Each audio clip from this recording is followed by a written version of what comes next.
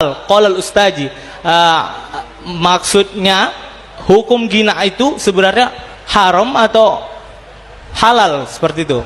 Yang kedua, sami itu annal Rasulullah sallallahu alaihi wasallam yad'u fi du'aihi Allahumma ahyini miskinan wa atmitni miskinan wasurni fi jumratil masakin. Di sini banyak kemungkinan orang yang memikirkan seperti apa sih miskin yang sebenarnya di dalam doa Rasulullah ini yang diriwayatkan oleh Bukhari. Syukron ya. Tidak usah saya jelaskan, memang sengaja Anda harus bisa mencari ilmu dari sesuatu yang tidak bisa Anda pahami. Ilmu itu tidak hanya datang dari sesuatu yang Anda paham, ilmu juga bisa datang kepada Anda melalui sesuatu yang Anda tidak paham. Itu namanya min haitsu la yahtasib. Gitu ya, ya. Jadi tidak selalu paham. Orang itu kadang-kadang perlu tidak tahu, tidak hanya selalu perlu tahu. Dan nanti Anda akan tahu. Kalau Anda sampai tahu semua, nanti Anda bunuh diri. Ada beberapa hal yang Anda tidak perlu tahu sama sekali, gitu ya. Makanya ini tidak saya terjemahkan, gitu kan? Gitu. Karena saya sendiri tidak paham-paham amat. Oke. Al-istimrar, man. Khalas? Khalas, oke. Gini, Anda yang tanya apa Anda ditanya Ustadz? Jawab bagaimana? Kemarin tentang ada materi tentang di pondok ada materi tentang musik. Lagu. Lah ustadznya mengatakan bahwasanya musik itu andal ghina halalhu halal haramu haram. Ya, bahasa Indonesianya apa? Sesungguhnya musik itu ada yang halalnya halal, ya haramnya haram, seperti itu. Yang maksud dari halalnya musik itu seperti apa, dengan yang haramnya itu seperti apa gitu. Loh, wong yang ngomong dia kok nanyanya ke saya. Iya, aneh itu. Emang dia ponakan saya. Aneh aja saya. Gini aja, gini saya nyumbang gini aja. Yang itu lagu apa musik? Musik. Sama ya? Musik sama lagu. Oke. Yang dimaksud musik itu apa? Jadi sebelum menilai tentang musik, tanya dulu, musik itu apa maksudnya? Apa bunyi, nada, irama, alatnya, yang mana musik itu? Yang dimaksud musik itu apa? Atau lagu itu apa? Coba kalau Anda yang sekarang jadi ustadz itu. Mungkin keseluruhannya. Keseluruhannya. Jadi tidak boleh ada seluruh unsurnya itu. Iya benar. Gini loh mas, musik itu satu bunyi unsurnya. Jadi bunyi tidak boleh, haram. Tidak. Tidak, oke. Jadi bunyi tidak haram. Oke. Nomor dua, nada. Da itu nada. Naik turun. Boleh enggak? Boleh. Boleh. Oke, berarti bunyi dan nada boleh. Irama. Itu nada, irama namanya. Ada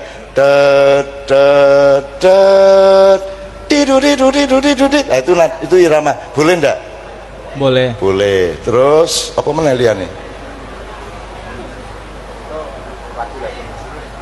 Ya sudah, cuma tiga itu Pak. Paling alatnya. Ini alatnya nih, kuningan sama besi. Boleh enggak kuningan sama besi? Boleh. Boleh. Terus yang haram apanya? Enggak, dari unsur musik itu kan ada unsur yang membawa kita ke seperti melupakan alam ini sesaat, seperti itu. Contohnya. Salahnya kamu bisa dibikin lupa. Loh, yang lupa kamu kok musiknya yang disalahkan? Adakah kamu itu dikit? Adakah kesangkut pautan antara musik dan diri seorang yang mendengarkan musik? Kamu jadi manusia yang istiqomah, mau denger musik aja terus lupa. Sing disalahin musiknya. Gimana sih? Yang lupakan kamu. Kok musiknya yang salah? Mendengarnya terus lupa. Yang lemah kamu, yang kamu salahkan musiknya. Kok terus sing diharamkan musiknya? Piye ta kuwi maksudnya? Kan bukan yang lupa kamu. Yes. Karena kamu itu gampang terpengaruh. Ngek terus lupa Allah gitu kan. Lah sing lali kon-kon dhewe kok. Kamu sendiri. Itu gimana kok nggak jujur gitu itu? Kenapa? Lah kok musiknya yang disalahkan? Yang mungkin itu sebagai argumen, Ya. menurut Cak Nun sendiri, apakah lagu atau musik itu sendiri, bagaimana pandangannya seperti itu? Adakah halalnya atau haramnya? Seperti mohon maaf, mungkin. Oke. Ini alat musik Mas ya. J. Ya, ini halal. Sini kalau kepalamu haram.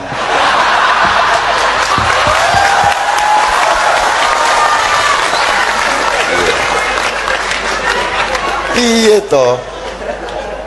Kok ada barang itu haram? Yang haram tuh babi, khinzir, maisir, ya Pak ya. Yang lain tidak haram. Penggunaannya bisa dipakai untuk menyakiti orang, untuk mengganggu orang. Yang salah itu perilakunya, bukan alatnya. Mosok saya bunuh orang pakai pisau terus pisau haram, ngono. Piye iki?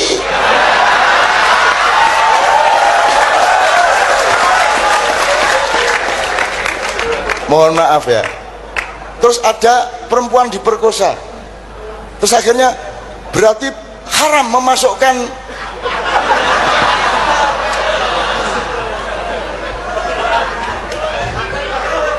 Makanya nomor satu itu alat menjadi orang Islam itu bukan Quran, bukan syariat, bukan fikih, bukan kitab, bukan hadis.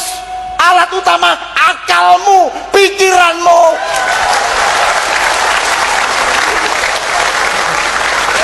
Nggak terima, duel kita.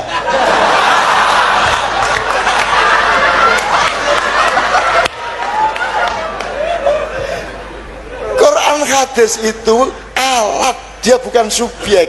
Subjeknya akalmu, pikiranmu, logikamu, analisismu, kan begitu.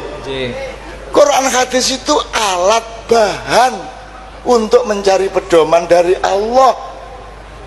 Jadi pendidikan Islam nomor satu itu penggunaan akal. Maka Allah mengatakan afala ta'qilun, afala tatafakkarun.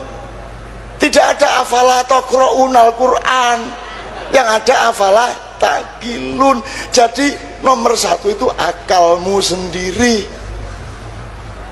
Saya tanya, andaikan tidak ada Quran, kamu memperkosa wanita apa tidak? Aku tanya, andaikan tidak ada Al-Quran, kamu memperkosa apa tidak? Enggak toh? Memperkosa? Loh!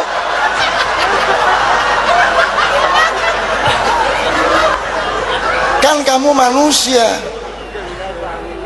kan kamu bisa tahu nilai kemanusiaan meskipun tidak ada Quran. Andaikan tidak ada hukum negara, kamu kan tidak akan mencuri toh, kan kamu punya akal.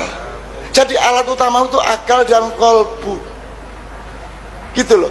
Kamu tidak akan menyakiti orang karena kamu punya hati. Untuk apa kamu pakai Quran tapi tidak pakai hati? Untuk apa kamu pakai syariat Islam tapi tidak pakai akal? Mas ya, gitu ya. Oke. Ya itu saya jawabnya kepada siapa enggak jelas, yang ngomong Ustadz Anda. Ya, tapi kira-kira begitu ya Mas ya. Ini saya sampai teriak-teriak. Karena tadi saya disebut apa tadi itu loh. Apa cari? Apa Mas?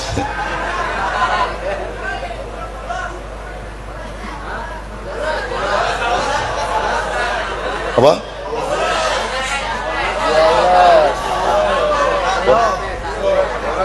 Enggak, aku rapopo lho.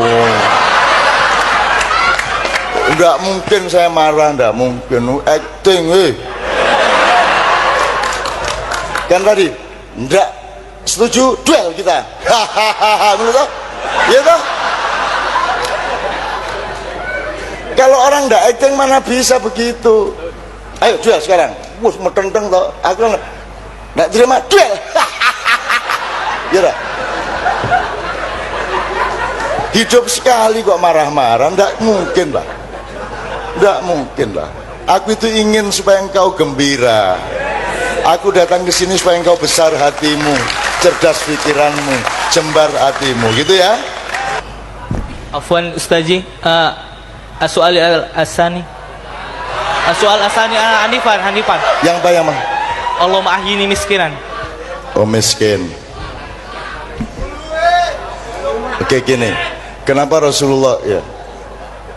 Antum tolong Pak, tolong jelasin kembali. Antum. Tadi ada sebuah doa Nabi dalam sebuah riwayat hadis, mengapa Rasulullah mengatakan bahwa saya itu miskin, gitu kan ya? Atau miskin. Iya. Jadi padahal Rasulullah itu kan sudah dinyatakan makhluk yang tidak kekurangan apa-apa. Minta aja pasti dikasih, enggak minta juga dikasih. Tapi Rasulullah tidak. Maka sesungguhnya di balik itu ada makna tersirat, Rasulullah sesungguhnya kaya gitu. Tapi dia selalu rendah diri, kemudian dia tundukkan diri. Ini sebagai pembelajaran bagi kita umatnya, bahwa kita tuh jangan memiliki sesuatu yang berlebihan. Saya kira begitu saja. Ya aku jawabannya kayak banget milih sing ndi ngono ya. Kayak banget dari filosofi, dari dialektika, dari logika semua bisa, dari nas-nas juga bisa. Jadi gini loh Mas. Ini jawaban pribadi ya. Saya itu andaikan saya kaya, saya akan hidup secara miskin. Saya. Dan sampai hari ini saya hidup secara miskin. Saya tidak tahu saya kaya apa tidak, tapi saya hidup secara miskin. Makan saya cuman seperti itu, tempat tidur saya cuman seperti itu. Saya masih cuci sendiri, saya masih korah-korah di dapur, saya tidak punya pembantu, saya nyetir sendiri, gitu ya Mas ya. Kecuali jarak jauh mereka tidak tega sama saya. Jadi saya hidup secara miskin, itu satu ya. Andaikan saya kaya, tidak akan saya pakai kekayaan untuk menghidupi saya.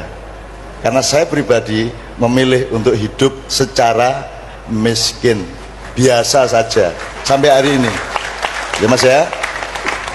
Dan saya tidak pernah meningkat loh budaya saya. Kita ngono iku, ya tempe, wis kuakui lah, gitu ya.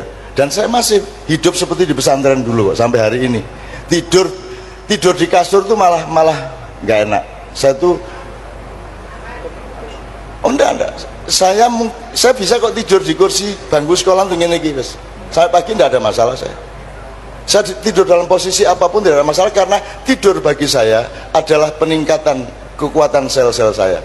Semakin saya tidur enak, semakin lemah sel saya. Semakin saya tidur tersiksa, semakin memberontak sel saya sehingga menjadi lebih tangguh. Ngono dia aku.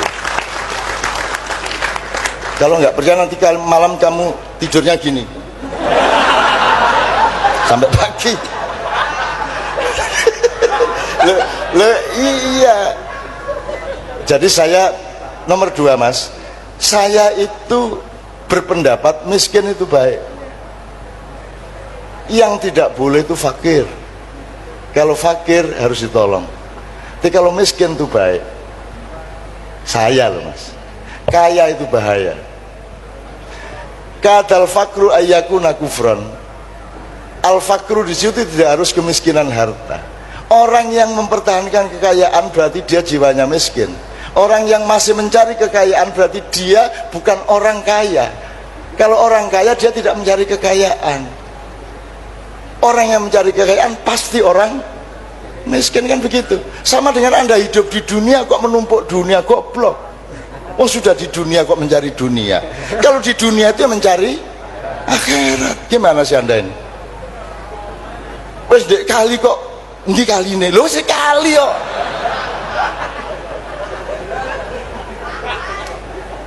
Terus kamu bikin drama mencari Tuhan. Terus Tuhan datang. Lho sket biyen dek kene aku. Dari dulu di sini kamu ndak lihat. Sampai ada ngomong wali tadi ya. Ada seorang waliullah di daerah di tempat saya di Mojo Agung, dia tidur telentang di tengah jalan raya.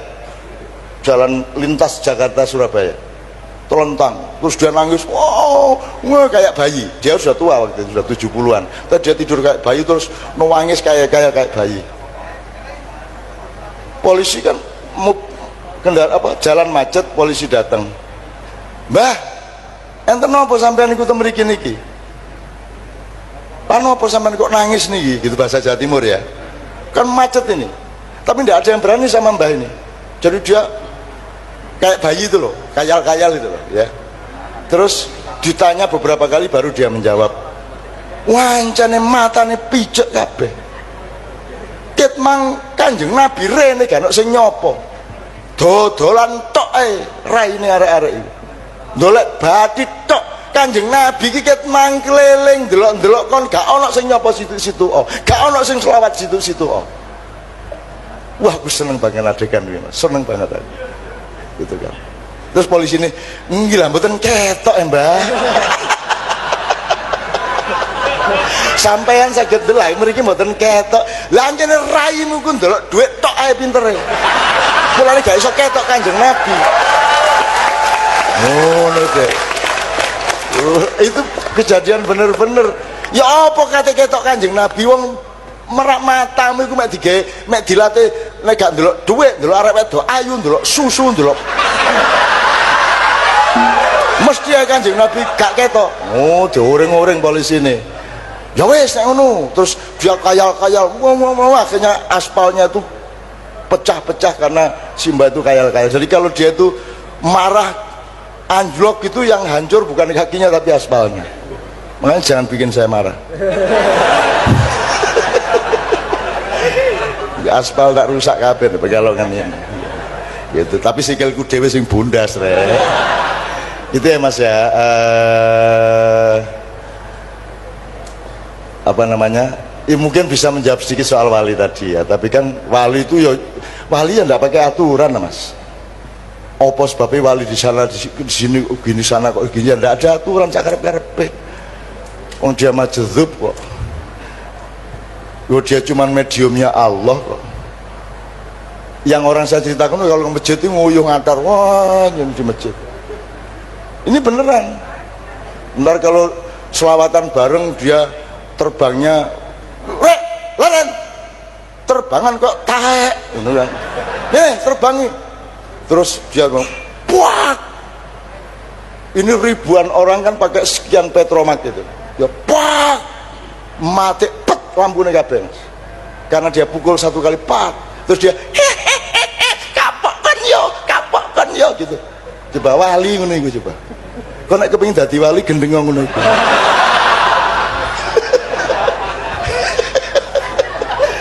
Wali kok ditakokno. Wong wali itu ana wong nagih utang lesu. Jangan main-main kalau sama Tuhan. Kalau kalian lagi utang Tuhan kan ini, ada seorang wali dibikinin masjid oleh pemuda di kampung, terus dia sholat di situ tiap hari, dia mimpin. Ternyata ada Cina-Cina datang dari kota, ternyata masjidnya masih banyak utang, tegelnya masih utang, gendengnya masih utang, kayaknya ditagih dia sama Cina-Cina loh. Imam ini belum bayar, ininya belum bayar, lah izin deh. Lagi jebol arah-arah utang ya masjid. Terus dia karena malu sama pedagang-pedagang, tunggu sebentar, jangan main-main kau sama Allah, jangan nagih-nagih kau sama Allah, dibayar kamu nanti, ngono gitu. Allah kok ditagih, pasti dibayar kamu, tapi jangan nagih-nagih kamu. Terus dia masuk masjid, dia berdoa, ya Allah, ini rumahmu masih punya hutang ya Allah. Apa engkau tidak malu ya Allah? Engkau yang maha kaya, masa rumahmu punya hutang? Aku yang hanya penjaga saja malu, masa engkau tidak malu? Bayar hutangmu ya Allah, bayar. Wani kowe ndonga kaya ngono. Wani kowe. Kowe ning wali sing wani ngono kowe. Dia belum selesai berdoa ada mobil datang, weng. Terus dia hentikan doanya, dia keluar, orang yang di mobil yang baru tadi turun. Imam, bagaimana bikin masjid tidak bilang-bilang kita kan juga pengen menyumbang, kita juga pengen berkah, kita juga pengen jariah, masa tidak minta kita kan juga pengen. Jadi ada orang lain yang tidak dimintai sumbangan, marah.